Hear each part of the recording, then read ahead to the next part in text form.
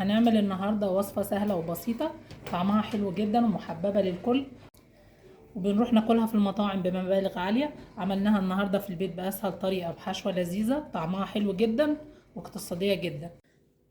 جبت كيلو من صدور الفراخ المخلية، غسلتها كويس، صفيتها كويس ونشفتها، بقت معايا بالشكل ده. هخلي الفرارجي يقطعها لي صدور عريضة كده.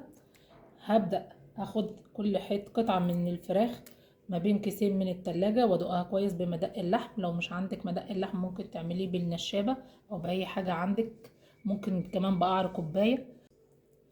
هندقها بالمدق علشان توسع معايا، فنعرف نلفها كويس بالحشوة، وكمان ما تاخدش وقت طويل في التسوية.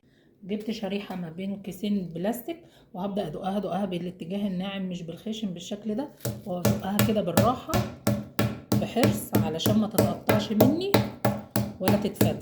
بقت معايا بالشكل ده. ردت هعمل تتبيله حلوه للكوردون بلو. هجيب معلقه صغيره ملح، نص معلقه فلفل، نص معلقه بصل بودر، نص معلقه بابريكا، نص معلقه زعتر، نص معلقه بهارات فراخ. هخلطهم كلهم مع بعض. هعصر عليهم نص ليمونه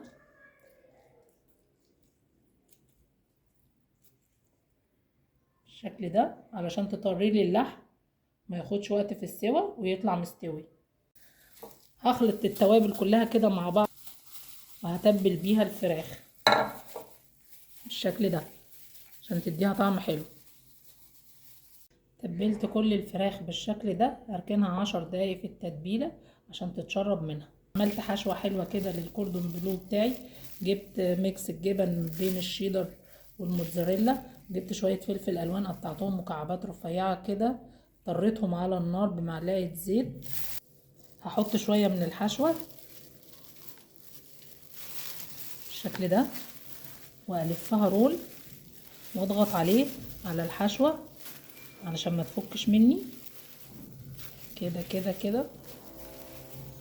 بعد ما لفيت كل رولات الفراخ بالشكل ده، هجيب بيضة عليها رشة ملح ورشة فلفل، نص كوباية لبن. خفقنا البيض كده مع اللبن. هجيب نص كوباية من الدقيق على معلقتين كبار من النشا واقلبهم مع بعض.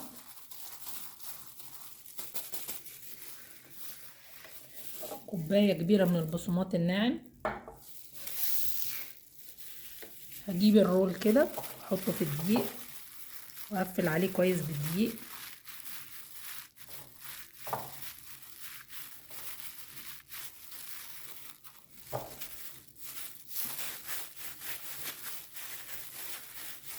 ده معايا بالشكل ده، انزله في البيض واللبن.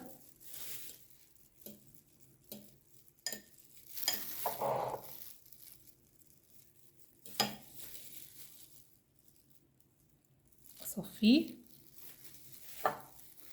وانزله على البقسماط واقلب.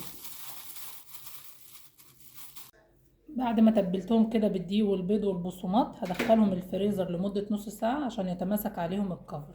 بعد مرور نص ساعة على الكوردون بلو في الفريزر، خرجته. حطيت طاسة على النار، حطيت فيها زيت، لازم يكون الزيت غزير، وممكن تعملي في اقل حاجة عندك عشان ما تهدريش في الزيت. سخن الزيت معايا بالشكل ده، هديت النار عليه وابدأ انزل بالكوردون بلو.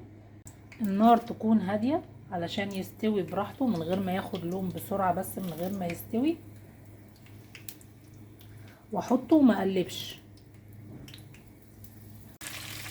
خد لون كده معايا الكوردون بلو من تحت، هبدأ اقلب على نار هادية. خد معايا الكوردون بلو كده اللون الذهبي من كل الجوانب. هطلعه على مناديل مطبخ علشان لو في اي شوية زيت يمتصهم بالشكل ده. شايفين الكفر متماسك ازاي، ما فكش. ده شكل الكوردون بلو بتاعنا بعد ما استوى، مقرمش من بره ومش شارب زيت، واخد طبقة جميلة، لونه ذهبي حلو ومستوي كمان من جوه، والحشوة خطيرة.